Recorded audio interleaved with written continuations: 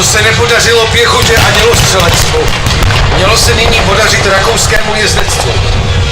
Na ochranu ustupující armády Benedek povolal jezdecké zálohy stojící u Šestar a Rosnic.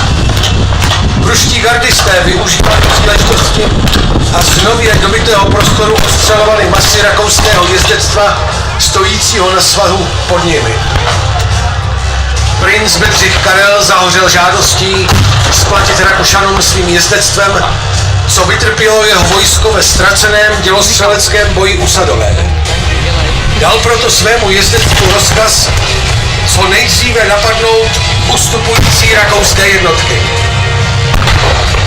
Ve srážce jezdectva, ke které došlo v závěrečné fázi bitvy u Hradce Králové v prostoru u Střezetic, se utkalo na 70 eskadron jezdectva, což je téměř